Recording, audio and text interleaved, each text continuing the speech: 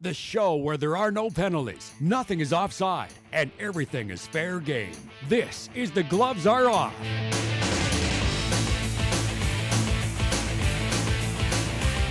Hello and welcome to another edition of The Gloves Are Off. Hopefully you had a great Thanksgiving and was stuffed to at least digest that a little bit here. No Andrew Breathauer this week. He is in Ontario. Of course, trying to A, avoid me, and B, spend time with his family. So I want to say hi to all the Breathauers out there in Sarnia. Of course, we still have our guest, and my man, it's going to be one-on-one. We'll see how this goes and who wins eventually. Darrell Wagner, you are the general manager here at Lloyd Minor Hockey. Things are going well with minor hockey here in Lloydminster. First and foremost, how are you? Yeah, minor hockey is great. It's wonderful to be here. Appreciate you having me back. Minor hockey, we're excited about the year that we're going to have. Numbers are up, which is good. Things are looking really positive for us. How was Thanksgiving for you? Thanksgiving was great. Got to spend it with family, so what more do you want? All right, well, I think there's a little bit more. One, sports. There's plenty of good sports going on. The Riders, 3 in a row. I actually was quite pleased with that. Didn't see that coming against the Ottawa Red Blacks, but pulled it through. And then you look at some of the other things. Major League Baseball in the playoffs. Toronto Blue Jays. I don't know what to make of this team. I'm a neutral guy on this. I'm not a homer by any stretch for the Blue Jays. But you got to think, wow, they look very good. Clean sweep of the Texas Rangers this weekend, and now we're going to take on the Cleveland Indians for the ALCS. Darrell, you watched the game. How good are the Blue Jays, and do you think they can win the AL, or I guess the AL? You know what? They're a good team. I like them. I'm a Jays fan anyhow, but I'm not sure if they can take the Indians, Cleveland. I just don't know. Cleveland's got a good team. The Jays, I think they're going to get outmanaged, and I think that's going to cost them.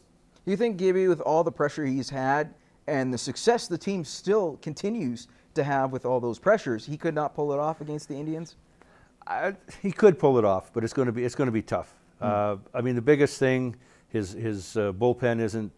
I don't think he has confidence in his bullpen that he normally would have with some of the injuries he's got, and then their hitting has just been too hot and cold this year. Like they're living and dying by the home run, and when they die by it, they die by it.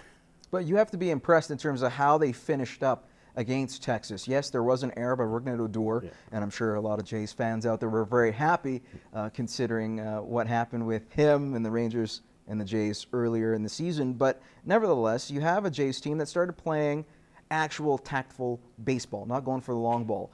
That's got to be a key for them, correct? Yeah. If they play that way, it was nice to see them actually manufacture the run instead of trying for the long ball. So if they do that, if they stay consistent with it, their odds are going to increase. I'd love to see them be there, but I'm a little hesitant. Okay, how about this? If the Jays win, as a Jays fan, you'd be very happy about it. Is there one player that you would say has to be that factor, will get them over that hump? I think Batista's got to step up.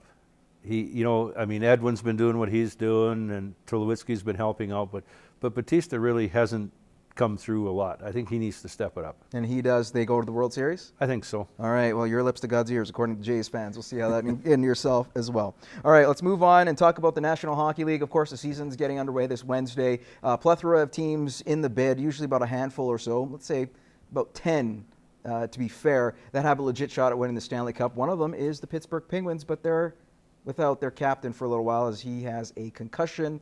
You look at some other teams having some injury problems as well to start the year. But regardless, it's an exciting time for hockey fans. How do you kind of expect this season going? And I don't know if there's a team that you have out of the East and West going to the Cup. Well, my team out of the West has always been the Edmonton Oilers, so I got to live and die by them too, right? I don't know if they'll go to the Cup, but I'm really hoping they make the playoffs this year, and I think they should. They've got an exciting team. They made some good moves over the summer. Don't count them out. I just think they're gonna surprise some people this year. You think they could actually sneak into a top 3 in that Pacific, or maybe just a wild card? They might get in the top 3. Really? They've got when you look at them and you watch what they're doing, they've got some talent there. I think they made some good changes over the summer. Oh, well, that'll be interesting to see how that turns out. Obviously, the Oilers aren't necessarily going to be going to the Cup. You mentioned that, and that's fair assessment. But who do you think has got to represent the West? You know what? As much as I hate to say it, probably Chicago. Really? I'm not a Chicago fan, but they didn't do a lot of, they still got a good quality team. So. Okay, Chicago's the team. Who comes out of the East? You know what? I haven't followed the East that much. I'm hoping Washington comes out of there. A lot of reasons yeah, right there. yeah, A certain goalie from the area. Yeah. That's probably easy to name. But nevertheless, okay, so you're saying it's going to be the Capitals and the Hawks. Yeah. Who wins out of those two teams? I would say Washington wins out of those two teams. Washington, I don't know. The reason why I say that is they just seem to be that good, but for whatever reason they fall. They fall usually around the postseason. We saw that last year. Can Ovechkin get over that hump? Like, you have the goaltending, so that's not going to be an issue. But it's a matter of seeing if he can actually lead that team. I think they can. I think they're getting a little more mature, and they got other supporting cast other than Ovechkin, I think, that might make the difference. All right. Well, let's see how that turns out. Interesting. I'm finding this interesting, Darrell. How about, I want to get your take on this. Odell Beckham Jr. We all know that he's a phenomenal talent. This guy can grab a ball from anywhere. He's always a danger. But with that talent also comes the temper tantrums. And, of course, his former coach, Tom Coughlin, has come out and said, look, he's a distraction for the Giants. Much better game last week against Green Bay. They did come out on the losing side of it, but he is an emotional guy, and sometimes that can be an issue. Just ask the kicking net, for example. Darrell, do you see him becoming too much of a distraction, and should the Giants do something about it, like, I don't know, bench him, trade him? What do you think? Well, he's a distraction, but I don't think you can bench or trade your star player. Like, maybe trade him, but you can't bench him, and you got to have him on the field. People are coming there to watch him, whether he's on the field or making up with a kicking net or whatever he wants to do with them. It was funny. You know, and he's going to continue doing that stuff as long as it makes highlight reels. You know, that's just the type of player, personality that he is. As long as he's getting press and highlight reels for that, he's going to keep doing it. How much, say if you were the coach of the New York Giants right now, how would you handle this situation? Would you, if you had a player like that, would you actually start talking to him, seeing what you can do, get other players to kind of help him out? Or, like you said, sometimes you might have to cut bait and leave it as it is.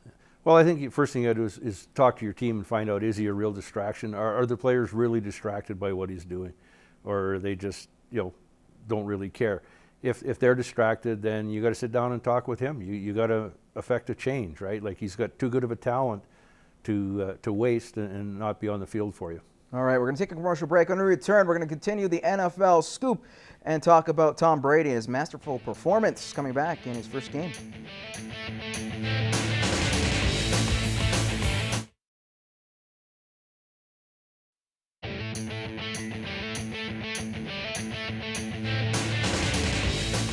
He threw for over 400 yards, had 3 touchdowns, an impeccable first down celebration, as well as a big W for his New England Patriots. I'm talking about Tom Brady, and yes, it is the Cleveland Browns, but it seems that there has been a warning shot fired across the NFL. Do you feel that's the way, especially how Tom Brady was firing?